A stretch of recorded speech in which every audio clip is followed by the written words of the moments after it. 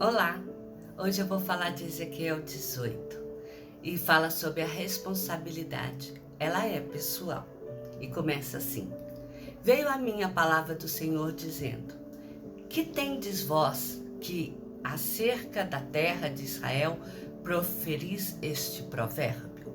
Os pais comeram uva verde e os dentes dos filhos é que se embotaram? Tão certo como eu vivo, jamais direi este provérbio em Israel: Eis que todas as almas são minhas, a do pai e a do filho. A alma que pecar, essa morrerá. Quando Deus frisa que a alma que pecar, essa morrerá, Deus está querendo deixar bem claro: ninguém paga pelos pecados cometidos por outra pessoa. A responsabilidade, ela é individual. Sendo o homem justo e fazendo juízo e justiça, não comendo carne sacrificada nos altos, nem levantando os olhos para os ídolos da casa de Israel, nem contaminando a mulher do seu próximo, nem se achegando à mulher na sua menstruação, não oprimindo a ninguém, tornando ao devedor a coisa penhorada, não roubando, dando pão ao faminto e cobrindo ao nu com veste, não dando seu dinheiro à usúria, não recebendo juros, desviando a sua mão da injustiça e fazendo verdadeiro juízo entre homens e homens, andando nos meus estatutos, guardando os meus juízos e procedendo retamente, o tal justo certamente viverá, diz o Senhor Deus. Aqui mais uma vez o Senhor frisa: basta o homem andar de acordo com os mandamentos que ele estabeleceu, seguir os preceitos que ele deixou, esse será abençoado e guardado por Deus.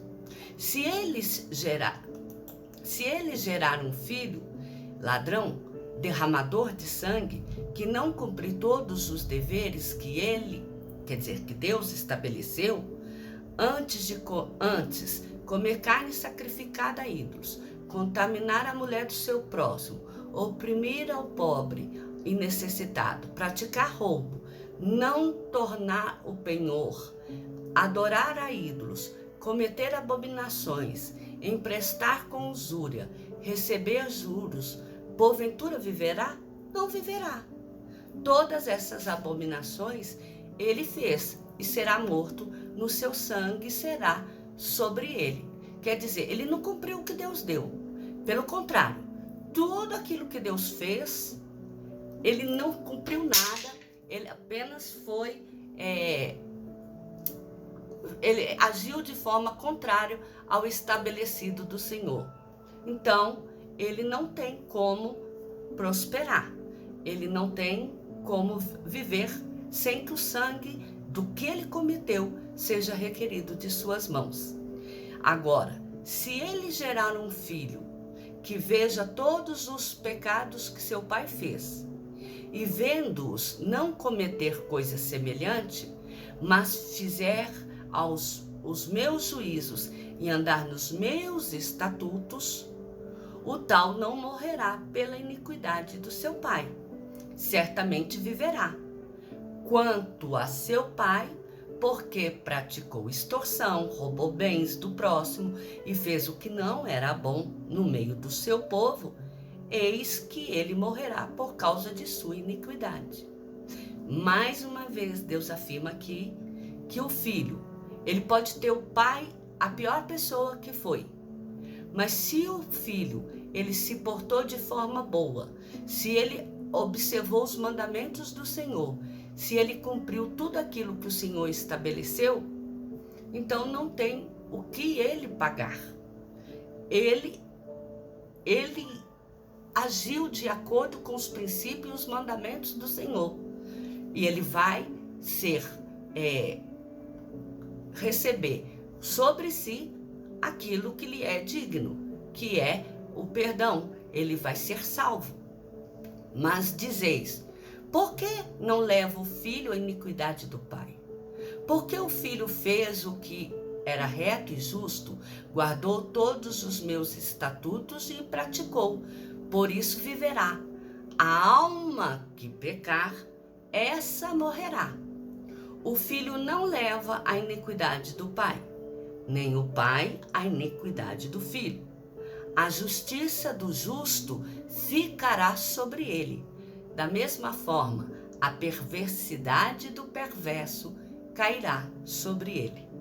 Mas, se o perverso se converter de todos os seus pecados que cometeu, guardar todos os seus estatutos, os meus estatutos, e fizer o que é reto e justo, viverá, não será morto. De todas as transgressões que cometeu, não haverá lembrança contra ele. Pela justiça que praticou, viverá. Acaso tenho eu prazer na morte do perverso? Antes, não desejo eu que ele se converta dos seus caminhos e viva? Então tá.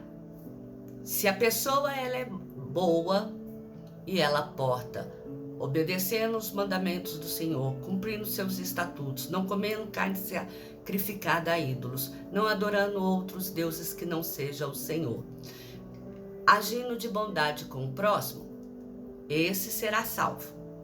Esse não morrerá em pecado. Se a pessoa matou, se a pessoa roubou, se ela cometeu mal ao seu próximo, se ela não observou os mandamentos do Senhor, se ela pegou emprestado com juros, usúria, para enriquecimento próprio e não devolveu a penhora à pessoa que entregou o objeto de penhor após ser pago. Esse vai morrer e vai pagar pelo pecado que cometeu.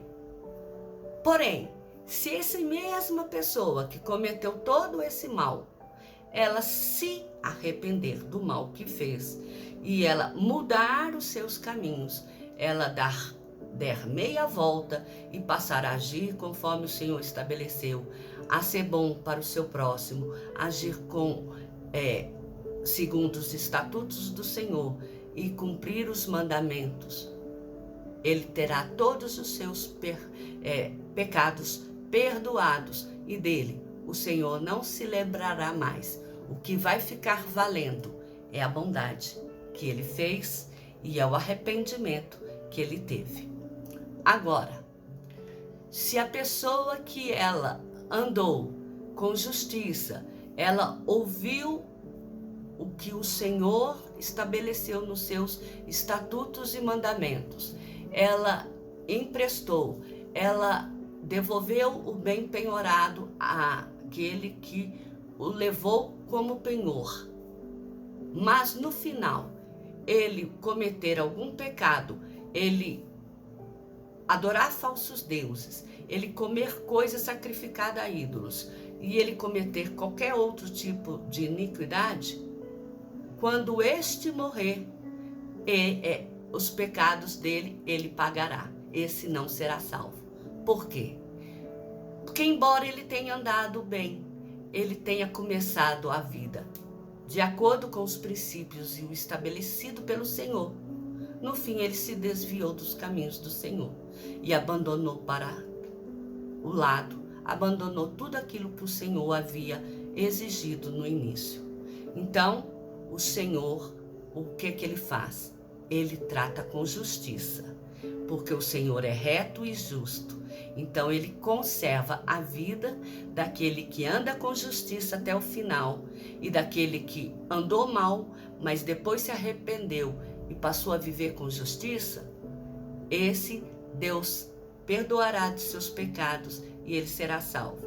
Mas se a pessoa não andou segundo os preceitos do Senhor, mas se ela andou segundo os preceitos do Senhor, mas depois abandonou o caminho e passou a fazer o que era mal aos olhos do Senhor, este será condenado, porque ele deixou de observar os mandamentos do Senhor. E aí ele conclui dizendo: ó casa de Israel, eu vos julgarei a cada um segundo os seus caminhos, diz o Senhor Deus. Convertei-vos e desviai-vos de todas as vossas transgressões, e a iniquidade não vos servirá de tropeço. Lançai de vós todas as vossas transgressões, com que transgrediste, e criarei em vós coração novo e espírito novo. Pois, por que morrereis, ó casa de Israel?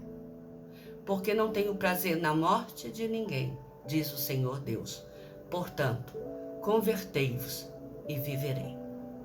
Que Deus abençoe a cada um de nós e que essa palavra possa falar ao nosso coração. Amém?